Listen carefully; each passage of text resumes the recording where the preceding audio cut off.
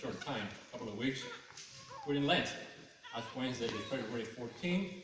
And the following week, we have this first Mercy Parish Lenten retreat at Coleman, at the monastery. So we're all invited. There'll be an announcement at the end for more details. So please let us know if you want to join us. So today, in our readings, there is a message of authority, human authority. The great chain of being is a hierarchical structure of matter and life. The chain of authority begins with God and descends through the angels, humans, animals, plants, and minerals. Without a hierarchical chain of authority, we have nothing but chaos and disunity. We need this hierarchy in creation, in our countries, in our families, and in our beloved church. Love, unity, and truth cannot grow without hierarchy and human authority. And like always, I have a little story to tell you about authority. So there was this all-wise farmer, old man, had this big farm. And one day, this policeman showed up, and he says, "I'm here, sir, to inspect your farm. We've been getting people telling us that there's some illegal action going on in this farm, illegal farming." So the farmer, the old man, says to the policeman, says, "Sir, you can go anywhere you please, but please don't go in the north area of the farm that is within this fence. Don't go inside the fence." And the policeman took out his badge, put it on his face. "You see this badge? This gives me authority to go anywhere I please in your farm." So the farmer said, "Okay, sir, I warn you, do whatever you please." So the farmer went back inside the house, and about 5-10 minutes later, he hears the policeman screaming for help. "Help, help." So he opens the window, and sure enough, he's in the north area of the farm, but he told him not to go. And he's being chased by a bull. So when the policeman saw the farmer, he said, "Please tell your bull to stop chasing me." And the farmer says, "Why are you showing your badge?" My brothers and sisters, let me be serious for a second. Our Protestant brothers and sisters claim that authority is from the Bible alone. And they are divided over 45,000 denominations and growing daily. Not too long ago, I heard 40,000, now we're hearing 45,000. So we Catholics, thank God, we have what we call these three-legged stools, which is how we receive our truth and authority. The first leg, of course, is the Bible. So we agree with our brothers and sisters that the Bible is very important. However, we Catholics also believe in oral tradition. It's the second leg of this tool. And last but not least, we believe in human authority. That's what we call the Magisterium. The Magisterium, which is the Pope and the bishops that are in communion with the Pope, that are teaching us the truth the apostles learned from Jesus and through divine revelation, so that we can be united in one truth and one church. Jesus told his disciples, "Be one as the Father and I are one." So there is no room for disunity or division in our church. Division and disunity come from the evil one, not from God. In our Tuesday Bible class, we've been learning we just learned the book of Hebrews. We just finished the book of Hebrews. And we learned about the importance of the priesthood, which was in God's mind from the plan of salvation from the very, very beginning of the creation. Before creation, God already had priests in mind. Our priests and our bishops are our mediators to get us back in communion with God. Jesus never wrote one single word of the Bible, but he spent 3 years teaching and mentoring 12 men so that he could create a church with authority to teach and protect his teachings through the centuries, as well as provide us with the sacraments. And those 12 men took him seriously, and they went to all the known world and created churches at all the big cities like Jerusalem, Rome, Alexandria, Antioch, and many others. And all these churches have one thing in common. They all had a bishop leading them. Pretty much the way it is today, where we have a bishop leading each diocese. However, the Bishop of Rome has always had the highest authority, since he's the vicar of Christ on earth. Jesus is the ultimate authority in our church, but he left Peter, our Pope, our first Pope, in charge here on earth, as well as his successors, until he comes back again. By the laying of the hands, what we call today holy orders, one generation of bishop has ordained the next and passed what we call the priestly blessing. Our Protestant brothers and sisters are divided because of the lack of belief in the self-elect of the authority. They don't have a magisterium. So, God could have not just given us an infallible book without an infallible interpreter. So, otherwise, what's the point? Let me repeat this. This is a key point. God could have not just given us an infallible book without an infallible interpreter. Almost all disagreements in theology and religious matters come down to authority. When something about God or His will for us is unclear, who has the final word? In Christianity and Judaism, God has always raised certain people as His representatives who speak authoritatively on His behalf. And those people in authority in our church is the Magisterium, which is our Pope and those bishops that oversee the diocese that are in communion with our Pope.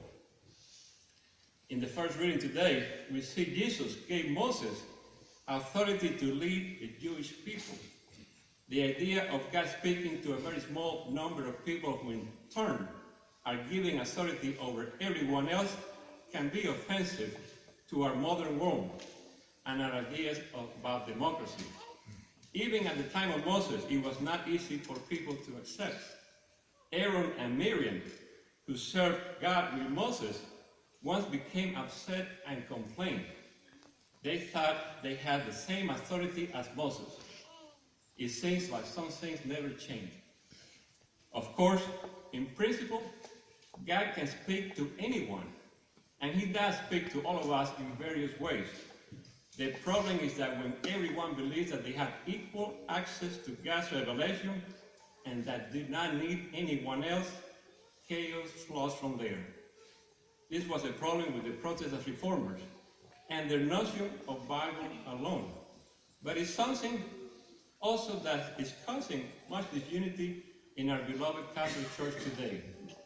In some ways, many Catholics act like Protestants, and they get in the way of the Holy Spirit and hinder the work of the Spirit that is trying to work in our church by the means of the authority that was established by Jesus Christ. The idea of Bible alone has shown results into each person being his or her own magisterium. It developed into having millions of popes, especially in our country where we believe in the democratic form of government, which has been much influenced by a Protestant mindset. Some Catholics, without realizing it, have the same Protestant mindset. And as a result, we often hear even faithful Catholics saying that we only need to listen to our Pope when he's speaking ex cathedra. This is not traditional Catholic teaching. I will now read for you from the Dogmatic Constitution of the Church, Lumen Gentium, paragraph 25. This is what traditional Catholic teaching teaches us. This is what it says. Bishops teaching in communion with the Roman Pontiff are to be respected by all as witness to divine and Catholic truth. In matters of faith and morals, the bishops speak in the name of Christ, and the faithful are to accept their teaching and adhere to it with religious assent of soul. This religious submission of will and of mind must be shown in a special way to the authenticity, teaching, authority of the Roman pontiff, even when he's not speaking ex cathedra. Our great Deacon Ken, we have Deacon Rick here sitting with him, but we have another good deacon, Deacon Ken, and my wife and I and his wife were having lunch the other day together, and he said something that was, I thought, a very wise statement. He says, if only evil people were doing all the evil in our world, the world will be a great place. Think about that. If only evil people were doing all the evil in our world, the world will be a great place. The point of the statement is that much of the time, good people do evil things. And when we disobey and disrespect the magisteriums in matters of faith and morals, we are cooperating with evil and creating division and disunity in our church. God knows that we need human authority, and so throughout salvation history, He has provided them. Of course, the people in authority are always imperfect, since they're all human beings like all of us. Moses, the prophets, Peter, Paul, the apostles, and our magisterium today are not any exception. But the sins and the flaws of God's representatives never give us the right to ignore them and disrespect them. God Himself said to Moses on today's first reading, whoever will not listen to my words, which He speaks in my name, I myself will make him answer for it. This is very similar to what Jesus told the apostles. He told them, whoever listens to you, listens to me. Whoever rejects you, rejects me. Jesus also told Peter, our first pope, when He gave him the keys of the kingdom, He told him, whatever you bound on earth will be bound in heaven. So the keys of the kingdom given to Peter had a symbol that Jesus was putting Peter and his successors in charge until He came back again. So when we reject an article of faith, on faith and morals, that comes from our magisterium, we are rejecting Jesus. A person has authority to speak for God in proportion to how much God has revealed to him. Thus, it is not accident that Moses had the most authority among the prophets in the Old Testament. The Scripture says this of him. The Lord used to speak Moses face to face, as a person speaks to a friend. In the first reading, God promised to Moses, I will raise up for them a prophet like you from among their kin. And Jesus Christ fulfills this promise.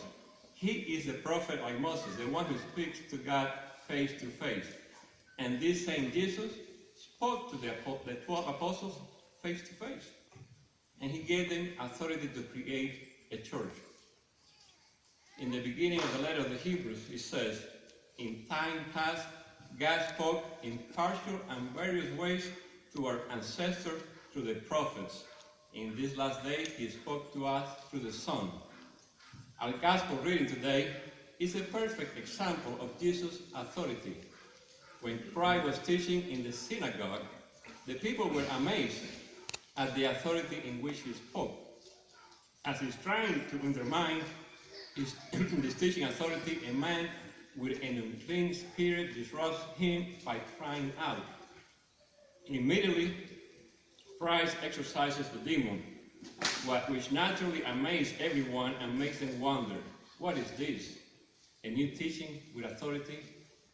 In the church today, people rightly demand authenticity from church leaders as those who represent God and speak on His behalf. People have the right to demand that those who teach about God know Him and spend time with Him in prayer.